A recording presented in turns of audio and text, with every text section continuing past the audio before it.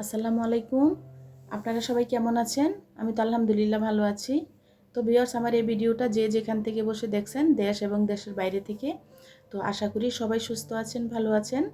তো সবার আমার তরফ থেকে সবার জন্য রইল দোয়া এবং ভালোবাসা। তো আমি আবারও একটা ভিডিও, মানে ছোট্ট ব্লগ ধরাই নিয়ে আবারও চলে আসলাম আপনাদের মাঝে। তো আমি আরেকটা ভিডিও আমার যে এর আগে যে ব্লগটা ছেড়েছিলাম, এটার মধ্যে বলেছিলাম যে আমি খুব সিরিয়াস অসুস্থ। তো আমি অসুস্থ, আপনাদের সামনে আমি আসব, আমি আপনাদের সামনে সরাসরি কথা বলবো আর কি। এখন আপনারাই আমার আপনজন, আপনারাই আমার সব কিছু। যেহেতু এই পৃথিবীতে আমার মা নেই, বাবা নেই, আমার হাজব্যান্ড নেই, ওনারা সবই আমাদেরকে ছেড়ে পৃথিবীতে ছেড়ে চলে গেছেন। তো যাই হোক, আমি আসব, সব ঘটনা খুলে বলবো আপনাদেরকে। আমি সরাসরি সামনে আপনাদের সাথে কথা বলবো আর কি। তো দেখতে থাকেন আমার ব্লগ। আমি আসব সময় করে। তো সবাইকে আমি, আর অনেক আপুরা ভাইয়ারা আছে, আমাকে অনেক কমেন্ট করেছে যে আপু তোমার কি হয়েছে। হ্যাঁ, আমার অনেক বড় সমস্যাই হয়েছে। তো এটা ভাবতেও পারি নাই এরকম একটা কিছু হয়ে যাবে। আসলে অসুখ কাউকে বলে আসে না।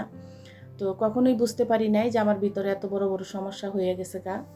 তো যাই হোক, আমি বলবো আপনাদের কাছে, পুরো ভিডিওটা শেয়ার করব।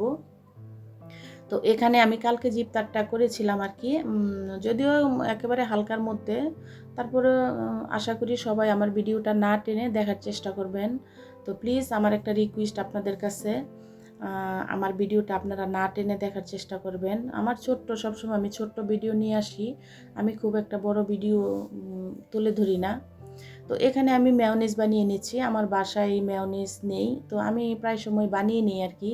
কিনে আনতে তো অনেক টাকার বিষয়, আনতেও হয়। তো এখন ছিল না, তাই আজকে মানে পাউরুটি দিয়ে নাস্তা করব, ইফতারি করব, তাই।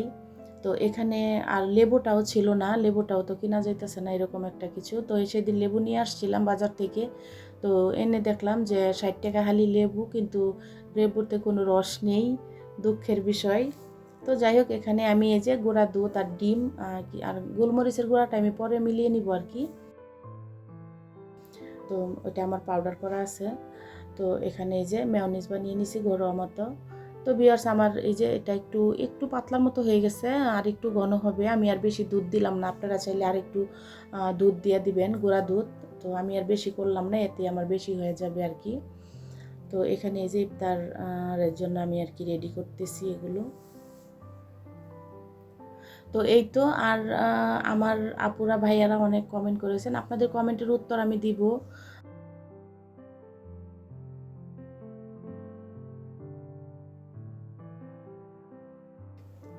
তো এখানে আমি এই যে স্যান্ডউইচ করার জন্য আর কি, আমি এই যে শসা, তারপরে গাজর আর ক্যাপসিকাম আমি গ্রেট করে নিছি, আর ক্যাপসিকামটা আমি কেটে নিছি আর কি চিকন করে। আর এই যে গোলমরিচ দিয়ে দিলাম, আর হালকা একটু চিলি ফ্লেক্স দিয়ে দিলাম, যেহেতু আর কোনো মরিচ ব্যবহার করা হয় নাই।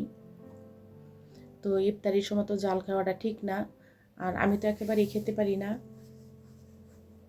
এই জন্য ঝাল। আর এই যে টমেটো সস দিয়ে দিলাম। তো টমেটো সসটা আমার হাতে বানানো আর কি। তো যতটুকু পারি হাতে ঘরে করার মতো চেষ্টা করি আর কি। হয়তো সব কিছু মানে ধরতে পারি না, ধরে তুলতে পারি না সময়ের কারণে। আর বিশেষ করে কিছুদিন তো ডাক্তারের কাছে দৌড়াদৌড়ি করেই তো আমার হয়ে গেছে। তো আমি সরকারিতে ডাক্তার দেখাইছিলাম আর কি, এখানে কর্মীটোলা, মানে তো সিএমএইচে আর কি। তো ওনারা আমাকে বলছে যে ওনারা ফোন দিয়ে জানাবে।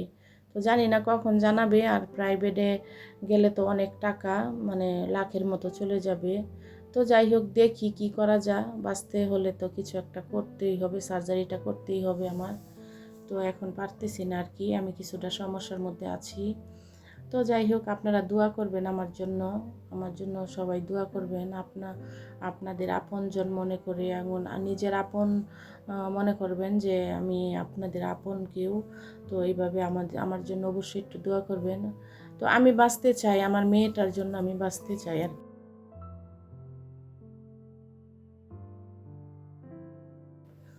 আমার মেয়েটা ভার্সিটিতে পড়ে।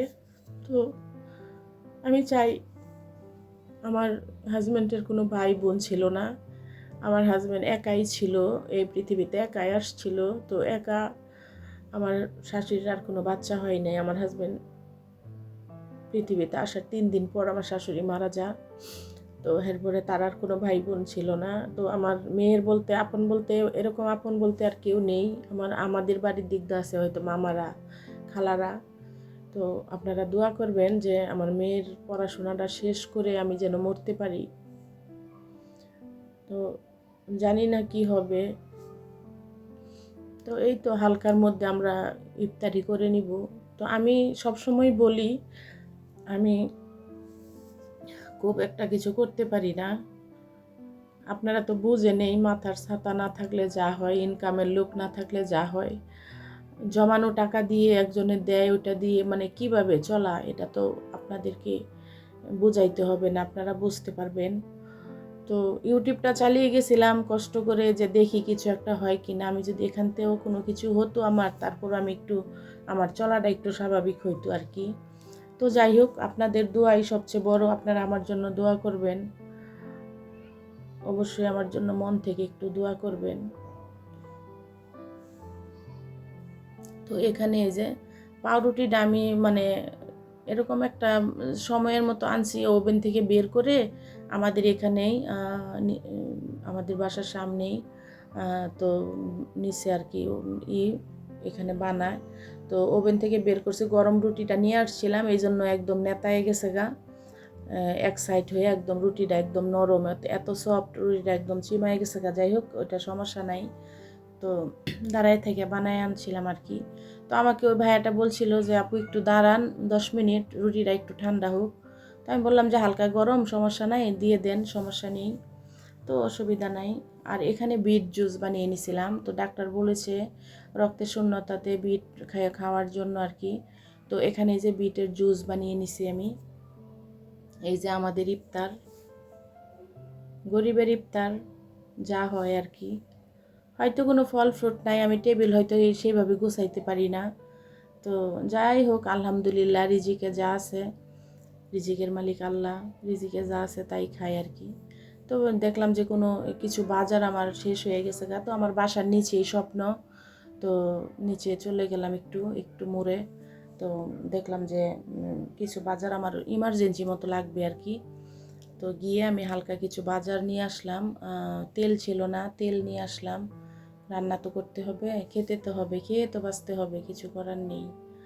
তো এখান থেকে কিছু চা, তারপরে ওই যে লুডুস, তারপরে তেল, এই টুকিটাকি কিছু জিনিস প্রয়োজন ছিল। তারপরে স্বপ্ন তো গিয়েছিলাম আর কি।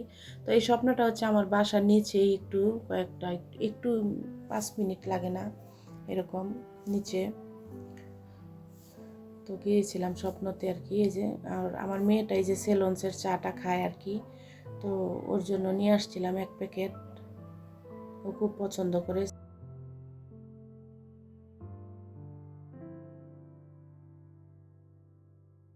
তো এই তো তেলও নিয়ে নিলাম।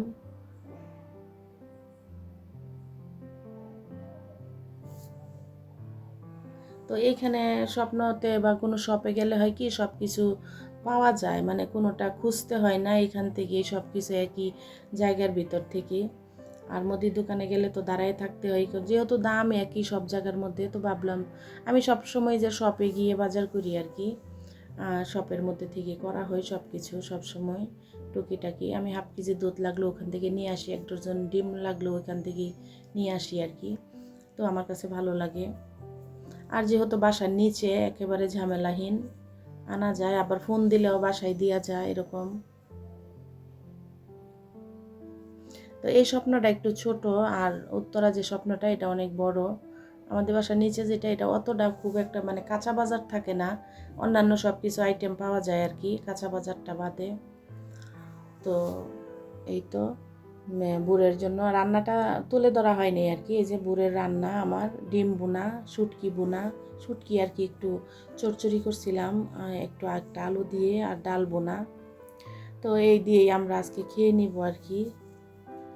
তো ভালো থাকবেন সবাই। আর আমার ভিডিওটা যদি কোথাও কোনো অংশ আপনাদের একটুও ভালো লেগে থাকে, তো প্লিজ দয়া করে একটা লাইক, একটা সাবস্ক্রাইব করে দিবেন। তো ভালো থাকবেন আর আমাদের জন্য দোয়া করবেন, আমার জন্য দোয়া করবেন। আর দোয়া করবেন আমার মেয়েটার জন্য আমি মানুষের মতো মানুষ করে থুয়ে মরতে পারি, আমার জন্য দোয়া করবেন। আর আমার তরফ থেকে আপনাদের জন্য দোয়া এবং ভালোবাসা রইল। আমি আপনাদেরকে মন থেকে দোয়া করি সবাই যেন ভালো থাকে, সবাই যেন সুস্থ থাকে। আল্লাহ জানি সবাইকে ভালো রাখে, সুস্থ রাখে। আমার মতো আল্লাহ কাউকে যেন এরকম টেনশনে না ফেলাও, এরকম। তো ভালো থাকবেন। খোদা হাফেজ। আসসালামু আলাইকুম।